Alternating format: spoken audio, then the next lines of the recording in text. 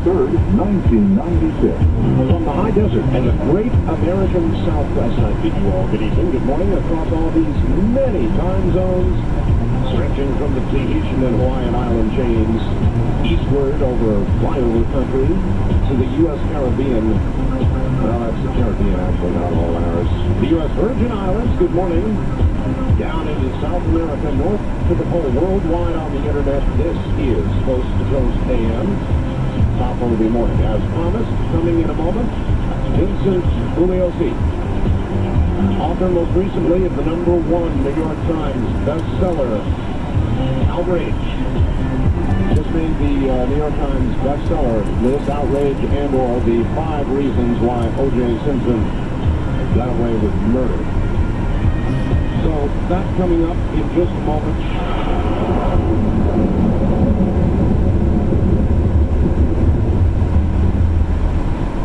Coast to Coast AM sure sounds great in the middle of the night. But you know, you don't have to be nocturnal to enjoy this amazing show. The Coast Insider is your key to a normal life. For 15 cents a day, you can wake up refreshed knowing that last night's show is waiting for you with podcasting. As a member, you'll have access to our monthly live chat sessions with George Murray and special guests. The Coast Insiders Club is a must-have feature for all Coast to Coast AM listeners. Visit coasttocoastam.com to sign up today. You are listening to On Film, Somewhere in Time. Tonight featuring Coast to Coast AM from July 23rd, 1996.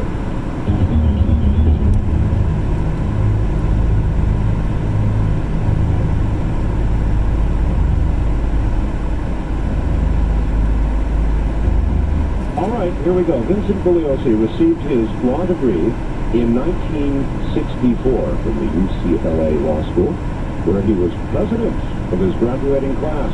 In his career as a prosecutor for the Los Angeles County DA's office, he won, get this folks, 105 out of 106 felony jury trials. Wow. His most famous trial, the Charles Manson case, which became the basis of that book, Helter Skelter. You know that. But even before the Manson case, in the television series, the DA actor, remember Robert Conrad patterned his starring role after Bugliosi. Both Helter Skelter and a subsequent Till Death Do Us Part won Edgar Allan Poe Awards for Best True Crime Book of the Year. Bugliosi's most recent true crime book, And The Sea Will Tell, was #1 on the New York Times hardcover bestseller list. All 3 books have been adapted for network television. Now comes Outrage, or the 5 reasons why O.J. Simpson got away with murder. And congratulations, Mr. Bugliosi, #1 on the New York Times bestseller list. Gee, congratulations. Yeah, the past 2 weeks it's been #1 in the country and New York Times bestseller. We don't know what it's going to be this coming week. Well, you never know, but any week at all is a good week. Appreciate that. You believe, summing up, the jury in the Simpson case wasn't smart. The judge was bad. Right. The prosecution was atrocious. Right. And as far as the so-called Dream Team is concerned, quoting from your book, quote, in fact, it was only the greater incompetence of the prosecution that saved Cochran, Shapiro, Bailey, Sheck et al. From defeat. So, you really believe all that? Yeah, not only do I believe it, not only do I allege it, but anyone who reads the book is almost compelled to go along with those conclusions, because if there's one thing about me, Art, that I never do, I never make a charge without supporting it. And I have a tremendous amount of support for everything that I say. I don't just say something without giving 4 or 5 examples to support what I'm saying. When I talk about the incompetence of the prosecution in this case, it's page after page after page.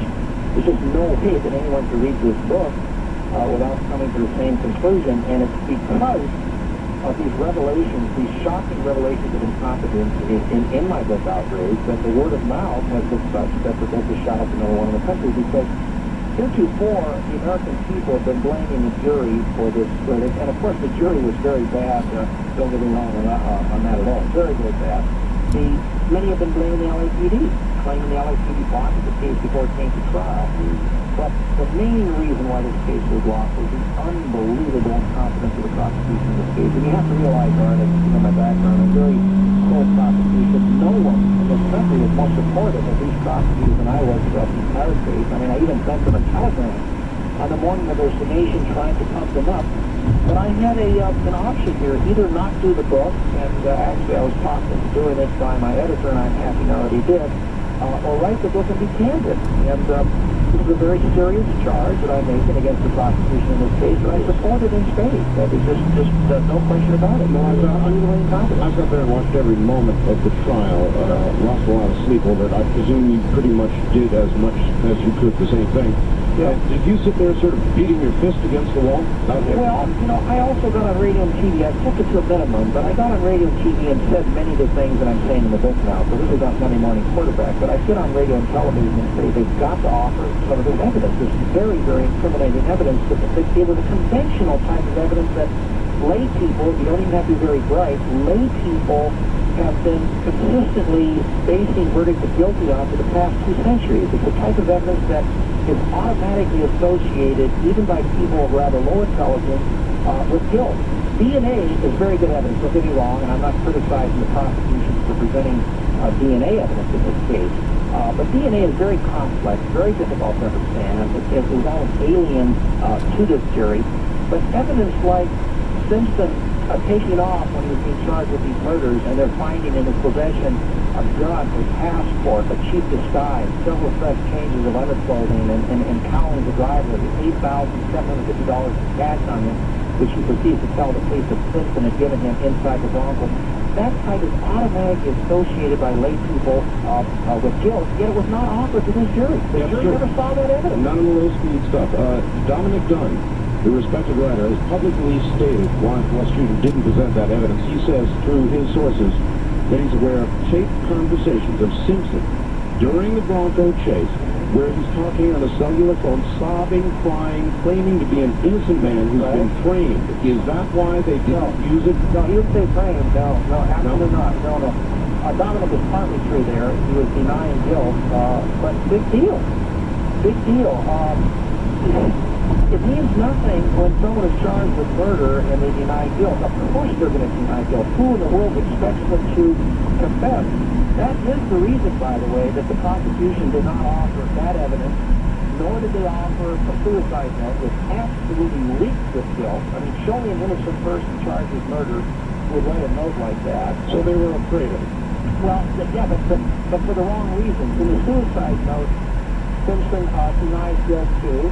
Also, the 32-minute interrogation of Simpson the day after the murders, incidentally, I was able to get a whole audio of that 32-minute interrogation, and I transcribed it. It's in an appendix of the book. It's the only book on the Simpson case that has the interrogation in it, where he admits dripping with blood on the night of these murders, had no idea how he got cut, but in that interrogation, he also denies guilt, and the prosecutors, you're right, they kept that out. They kept it out, all of that, because they didn't, this is what they said, you can't make this up, it's too far out to make up. Sergeant President's book, they didn't want the jury to hear Simpson denying guilt without taking a witness stand. But the jury already knew that Simpson had denied guilt. I mean, they knew he pled not guilty. That's why they were having a trial, for Pete's sake. I mean, if the guy had confessed, if he had pled guilty, there would not have been a trial. We're going to keep out extremely powerful evidence like this just to prevent the jury from hearing something that they already know. That's mind-boggling. And this is the mentality of these prosecutors, good people, the good guys lost here.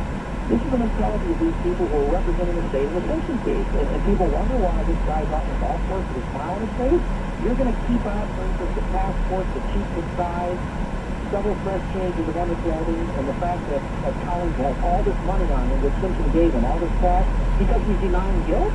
Because he's denying guilt? I mean, the jury doesn't know that he's denying guilt? Why are they having a trial? Mind-boggling. All right, what about the civil trial? Now, all of this that didn't come out in that trial will come out, will it not, in the civil trial? I can give you a virtual 100% guarantee that the plaintiff's lawyers, like Daniel Petrocelli, spoke to, they will be offering that evidence. Anyone would offer that evidence. Why these prosecutors didn't? Why are they so incompetent? I don't know. But I keep hearing it all the time. Well, why are they so incompetent? Why did they do this? I can't tell them. I mean, it's like asking me, why are Michael Jordan and Larry Bird great basketball players? I can't tell you why. I can tell you that they are, but the genesis of why they're so great, I don't know. But yeah, that evidence will be offered, like virtually any other prosecutor in the country would have done if they had handled the case. That evidence will be offered during the civil trial, and I'm very confident that there will be a judgment against Simpson in that civil trial. The question is whether he's already spirited his money out of the country and they're going to be able to collect on the judgment. That's the real problem. Darden and Clark both had a very in-your-face kind of presentation, and a lot of people translated that to competence, and they apparently didn't look a little bit deeper at some of the things we just talked about with regard to the evidence not presented. Well, actually, they were not in the face. They should have been a lot more in the face. They were much too casual and laid back. They were extremely casual and laid back. They may have been a little in the face outside the presence of the jury when they were talking to Judge Ito. In front of the jury, they couldn't possibly have been more diffident. Imagine in your eyes what this guy Simpson did to these two victims, viciously stabbing them to death, you know, their lifeblood draining out of them, the horror and the fright in their eyes, the last moments when they were trying to survive. Imagine that. Now imagine Marcia Clark during jury selection telling this jury, well, this thought is in your mind that I just told you, he is such a sympathetic guy, okay? Then telling the jury, this is not a fun place for me to be. I'm not making this up. This stuff's in the transcript. If she tells the jury, this is not a fun place for me to be, Art, that's like telling the jury, you know, I really don't want to be prosecuting this guy, but I've been assigned the case, so what can I do? Then she tells the jury, you may not like me for bringing this case. I'm not winning any popularity contest for doing so. Art, psychologically, nothing could be worse than to tell a jury that you're not winning any popularity contest, because if you're telling them that, that's like telling them the majority of people outside that courtroom don't even want this guy to be prosecuted, and by necessary extension, if they come back with a verdict of guilty, they're going against the majority of people. Dart, in his final summation, unbelievably telling the jury, nobody wants to hurt this guy. We don't. There's nothing personal here, but the law is the law. If you're telling the jury that nobody wants to hurt this guy, Art, you're telling them that virtually everyone outside that courtroom is pulling for him. So in essence, she did set up a popularity contest by saying that, one which she lost. Yes, a very good articulation, but they were not forceful at all. The prosecution has the burden of proof, and it's difficult to meet that burden if you're not forceful. They were not forceful. Here's Darden in his summation telling the jury, on this question of whether Mr. Simpson is guilty or not guilty, that's a tough question, and I'm glad I'm not in your shoes. Art, do you realize what that is saying? That's almost telling the jury that this is a reasonable doubt case, and the prosecutor should be conveying to the jury, of course, that the evidence of guilt is so overwhelming that you folks shouldn't have any difficulty at all coming back to the guilty verdict. Here's Darden saying, boy, that's a tough question. I'm glad I'm not in your shoes. It's beyond incompetence, Art. The book has many, many instances where we're getting into the area of unprecedented, unheard of, bizarre, and unique, and it's because of these revelations that the media did not see. The media was seeing what they expected to see, and what they expected to see was competent prosecutors taking care of business. They didn't see what was actually in front of them. Now that they're seeing, the American people are seeing what actually happened during this trial, this is why the word of mouth on outrage is such that it shot to number one. Sure. Clark obviously at the beginning of the case thought she had a slam dunk case, right? Do you think at any point during the case she realized, or did she never realize, that it was becoming less and less slam dunk as they went along? Well, you know, I wasn't down there, but by everyone I've spoken to near the end, they were very, very worried, and they would have settled for a hung jury at the end. But at the beginning, you're right. She thought it was a slam dunk case, right? But not at the end. Not at the end. Darden has accepted blame for that whole glove deal. Right. Pretty much. Is it totally his fault, or should Clark have stood in his face and said no? Well, Clark was the chief prosecutor, and the co-prosecutor was a Darden. Clark knew about what was going to happen. She apparently was opposed to it, but not enough to say, no, you can't do this. If she had intervened and said, no, you're not going to do that, it would not have happened. Here's another area now of unbelievable incompetence. Everyone's talking in the country about the fact that even a first-year law student is not going to conduct a serious experiment in court like this that could backfire on you without knowing what the result's going to be in advance. Everyone knows that. But there's another aspect of that glove demonstration that no one talks about, and I talk about it in the book, that's perhaps even more incompetent. And it goes to the next issue. The first issue is you don't conduct the experiment unless you know what's going to happen in advance. The second issue is if you do conduct the experiment, how do you conduct it? Now, it was the position of Gardner and Clark that even though those gloves had shrunk, and even though Simpson was wearing latex gloves, they still would have fit him if Simpson hadn't prevented the fit by the way he positioned his hands and fingers when he was putting the gloves on. In fact, Gardner argued to the jury, Simpson faked it. He used the word Simpson faked it. Those gloves were extremely important pieces of evidence. And as a prosecutor, you don't turn over any evidence in any case to the defendant of all people on the face of this earth and have him tell you that there's a match. Obviously, what you do, if you want to find out if there's a fit, you have a third party put the gloves on him, feeling his hands and fingers along the way to make sure he doesn't do anything to inhibit the fit. Let me give you a parallel. It's not the best parallel, but I think it illustrates the point. Say the police find a gun on someone's person or in their home, and they suspect it's a murder weapon. Well, what they do, of course, they test fire the weapon, and then they take the test fire bullets, and they put it under a comparison microscope with the evidence bullets and see if the striations or markings on the test fire bullets match up with the evidence bullets. They don't turn the gun over to the defendant and tell him to conduct the test and report back to him. That's absurd. What you have here, and this may sound cute when I say it, and I'm trying to be cute or sarcastic, but this is in essence what you have here. It's unbelievable. Darden gives Simpson the gloves, and in effect tells Simpson, if these gloves fit, you're in trouble. If they don't fit, you might be able to walk out of court and play golf. Now, knowing in advance that if these gloves don't fit, you might be able to walk out of here and tell O.J. do these gloves fit. Darden literally turned the gloves over to Simpson and let him be in complete charge and be the one to decide if there's a fit. That's beyond incompetence, Art. That's getting into the area of unprecedented unheard of. You don't make charges, though, beyond incompetence. In other words, No, absolutely not. No, there are people that say, well, maybe they wanted to lose, there was a payoff or whatever. No. These are good people. They wanted to win, but they just did not know how to try a criminal case. And what I've told you so far, we're just touching the surface. all right, well, let's go back to the beginning. Remember when they began to produce the domestic abuse evidence? Right. There was kind of a controversy about how much of that to present, and I think that the prosecution got the sense that some jurors, specifically Brandon Moran, for example, seemed almost put off by the domestic abuse testimony. The shaking of heads. We couldn't see all of that, but apparently that was going on, and so that convinced them to lay off that aspect. That may or may not be true, and I don't hit this too hard in the book on that point, although I certainly would have presented more domestic abuse evidence. I would have presented evidence, for instance, that Simpson had stalked. They put no evidence of stalking. Right. That Simpson had stalked Nicole and her boyfriend. He'd go to restaurants and sit a couple tables away and stare at them for a half hour. I would have put that on. There was evidence that he was peering through the window, observing her doing things with other men. He was following her around in her car. He'd be behind her.